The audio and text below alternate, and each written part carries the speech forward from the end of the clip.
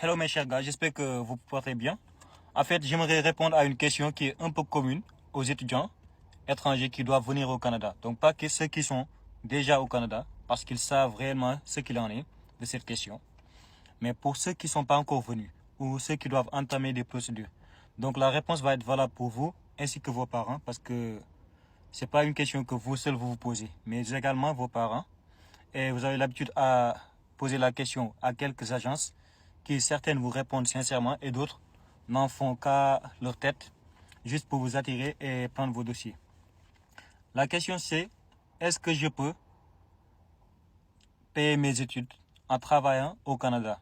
Donc je vais vous donner deux réponses. La première c'est oui, c'est possible. La deuxième c'est oui, mais c'est très compliqué. Donc je vais donner une hypothèse à chacune de ces réponses. Pour le oui, j'ai dit oui parce que on peut tout reprocher au Canada. Le Canada, on peut tout lui reprocher.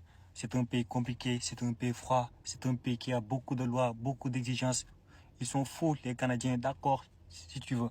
Mais dire qu'il n'y a pas de boulot au Canada, il n'y a pas plus grand mensonge que ça. Il y a tout le temps des offres d'emploi. Tout le temps, en permanence, je vous dis. En permanence et dans tous les domaines.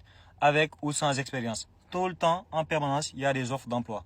Donc c'est un pays qui a de l'emploi. Donc travailler au Canada, ce n'est pas quelque chose de compliqué.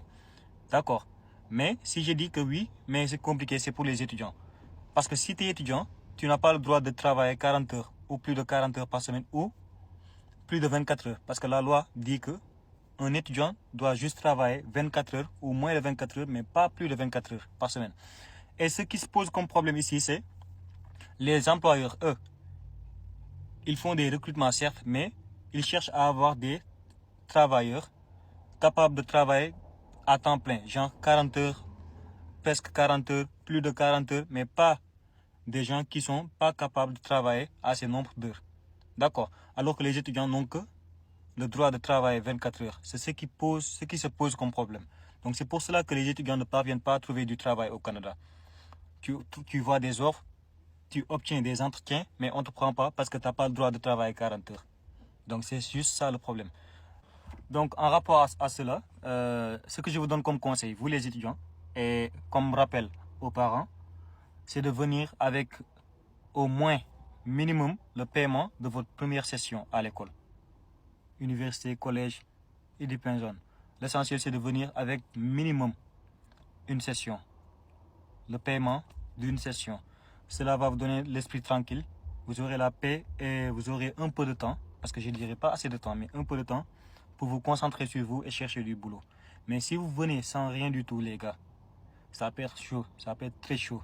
Il y en a qui viennent, qui font une semaine d'études et qui trouvent du boulot. C'est possible, c'est bien possible. Mais ce n'est pas toujours évident. Donc faites tout pour venir avec le paiement de votre première session minimum. Si vous pouvez venir avec deux, faites-le. Donc vous les parents, vous devez continuer d'aider vos étudiants, vos enfants étudiants qui étudient au Canada. Ils en ont vraiment besoin. C'était juste ça que je voulais partager avec vous pour que vous compreniez avant de venir. Bonne chance les gars, tout va se régler, ça va aller Inch'Allah. Peace and love.